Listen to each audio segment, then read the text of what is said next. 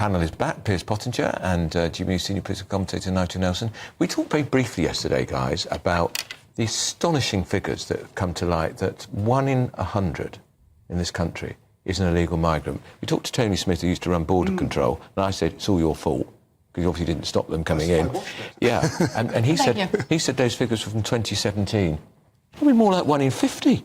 Well, I mean, his point, which I thought was really good, is that other countries, America specifically, not only do they monitor people coming in, but also the people who go out. We don't do that in this country. So actually, we don't know how many of those people might have left. It may well be a much higher figure than what the 745,000 that they're talking about. We just don't know. But it seems to be now that we've got sort of biometric gates there, why can't we do it the other way round? And as people leave the country, we monitor them at the same time. But do they leave?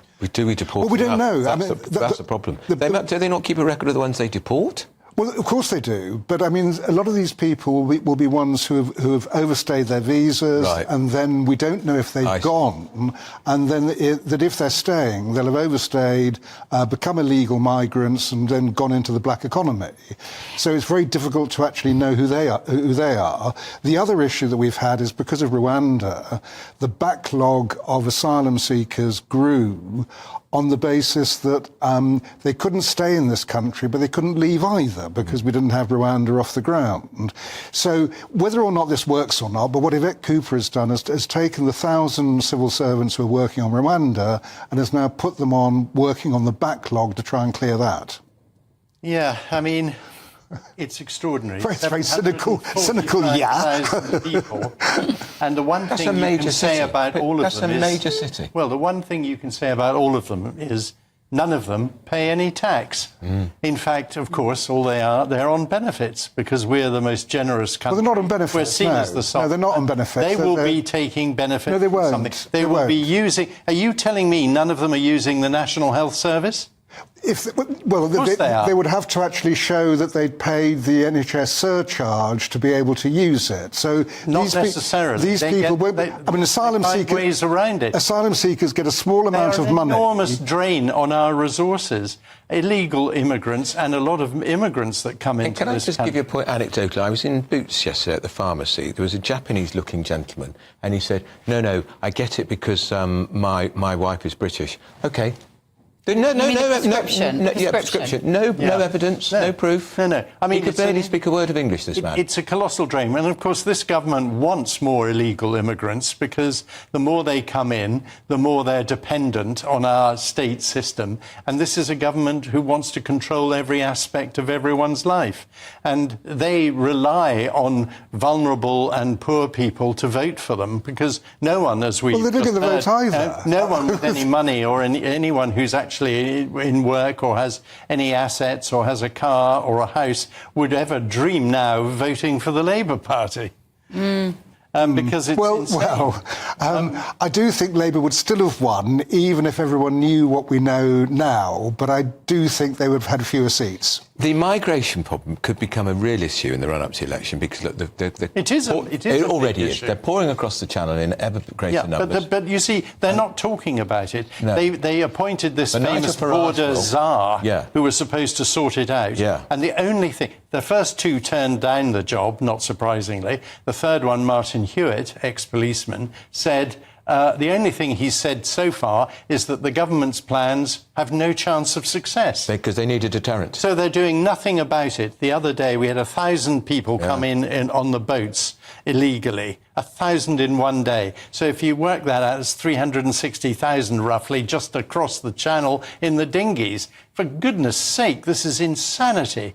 And it costs every British taxpayer, every illegal immigrant costs the British taxpayer. This is political manna from heaven for Nigel Farage's Reform Party. Yes, it is. breathing down the neck of the Labour Party in 100 seats. But I mean, the question is, what do you do about it? So at the moment, we've got the Border Security Command that Keir Starmer has set up is just about starting, so we can't expect a result at the moment. I don't know if that's going to work either, because the previous one that the Conservatives had didn't work. But no one is coming up, as far as I can see, with a practical way of dealing with it. Well, I was watching some footage, rather good old footage of Margaret Thatcher in the House the other day, and someone was asking her about what was she going to do about immigration, and she said simply, "We will send them back." But how do you send them back to where? Start sending these people back to the countries they came from. But the question is, where do you send them back to? If they come from a safe country, France. If they come from the Channel, send them back to France. That's where they came from. Well, but they're not in France to be in France. They're in France to get here. Yeah, but they were in France. Yes, but they were somewhere else before that. Travellers. Send them back. But then there was somewhere else before France. But then France will send them back to where they came from. But where do you stop this process going? That's France's issue. They came here from France. Send them back to France. Job done. And also, we should stop being a soft touch. I mean, they come here because, as you've just said, they come through France. Why don't they stop in France? Because they don't get a nice hotel. Food. They don't get a They've got some nice countryside. There's plenty of room, much more room than there is here. But from the French point of view, it's not their problem. One reason, money. We pay them money. They can take money off us without pay them working eight quid a week if they're in a hotel, and we pay them 40-odd quid a week if they're not. That's hardly a huge amount of money. The accommodation is money. We're paying them as well on top of the £8. Yeah, but you don't leave them on the streets, are you? But we're talking about hundreds of thousands. They do in France. Yeah, we're not talking about a couple of people we're paying 40 quid a week. Nigel, this is a huge drain. Yeah, it's costing a fortune. I'm not knocking the fact it is costing a fortune, but the Labour government just won't talk about it. But to come up with a solution, the idea of saying, "Oh, we'll just send them back to France." How do you send them back to France? The French turn around and say, "Oh no, we're not taking them either. They're your problem." You put them in a boat and you send them back to France. Very simple. And France delivers them back to the Norfolk coast. Let's have a game of ping pong.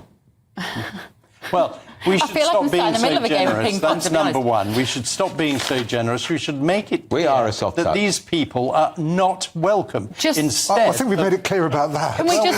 We've only got a minute left, but I want to hear, Piers, your thoughts on the fact that James Cleverly is looking likely to become the Tory leader, and one of them will drop out today. Well, he clearly was the only leader at the conference who had any kind of empathy with the audience in his speech, and he gave a pretty good speech compared to the others. I still think it's a pretty poor lot, quite frankly. I think Cleverly. Cleverly's the favourite with the bookies, but none of them, in my opinion, have got what it takes to really lead this party into victory at the next election. OK, all right, we have run out of time. Nigel Nelson, Piers Pottinger, thank you so much. It's going to infuriate you, I suspect. An Albanian criminal who came back into Britain illegally after being deported. He'd served 6 months and a 2.5-year sentence for burglary, has won the right to stay in Britain under the European Convention on Human Rights. Ardit Binaj was freed 6 months into a 2.5-year jail sentence for burglary and deported as part of a prisoner transfer agreement with Albania. Sorry. No, I was going to say, have you to be? But he came back to Britain to be with his Lithuanian girlfriend, and now he's staying here as he has a right to a family life. Is it madness? It flipping is. Let's speak to the barrister and writer Stephen Barrett. Stephen, so this gentleman broke the law. He was a burglar, which is a very, very difficult offence if you're a victim of burglary. Sentenced to 2.5 years in this country, served 6 months. He's deported. He comes back into Britain illegally, breaching the deportation order, makes his Lithuanian girlfriend pregnant. Because there's a baby, he's allowed to stay here because of his human rights. He's cocking a snook at the entire law. That is why people are so furious with the European Court of Human Rights. Don't worry about the victims of crime. Let's worry about this criminal who broke the law in the first place, banged up in prison, deported, comes back illegally, impregnates his girlfriend. You can stay because of your human rights. Well, don't blame him. Blame the European Court of Human Rights. Because, ultimately, what you end up with is a situation where and I don't really like to see this as law. So one of the publications talked about this and they called it a legal loophole. I don't think it is a legal loophole. Effectively, these rights are so nebulous, they're so vague that nobody really knows what they are at all, or what they mean, or what stems from them. So this office block in Strasbourg that calls itself the European Court of Human Rights, it gets to make effectively a political decision that in these circumstances, criminals who nonetheless break the law but manage to have a baby can stay in your country. And that is fundamentally overriding what the democratic government has chosen to do. You know, we elect governments, they enact laws, and those laws are the laws that ordinarily would be followed. But instead we have this additional layer, this floating office block that can just override us for some jazz hand type reason. And that's what people will be frustrated by, because the British public are very law abiding. We're a rules-based order. That's what we do. And the rules were clear that he should have been deported. He shouldn't have been allowed back in. And then when he was found out, he should go again. And to simply override that with the stroke of a pen because of something right to something. I mean, it's just, I don't like it as law. It frustrates me as a lawyer because it doesn't feel like proper law. It doesn't feel like clear rules that are applied in advance that we all knew. I mean, it just feels like some external political force that's able to override our democratic government because, well, why? I have no idea. Steve, if we came out of the ECHR, if we stepped away from that, what would we lose as free citizens of this country? You would lose the right to appeal to an office block in Strasbourg to do random things, which is a right that I think 99% of us don't realistically have. Because most of us can't afford it. Most of us aren't going to do it. Most of us don't get the sympathy of a bunch of human rights lawyers. So most of us realistically can't access the Strasbourg court. It's only a select, tiny minority who get singled out to do this. Other than that, you lose nothing. There are some minor treaty complications, because I'll tell you this now, and I want to be very clear about this. There are a bunch of people in our country who desperately want us to stay in the European Court of Human Rights. And they are trying by hook and by crook to make it as hard as possible to leave.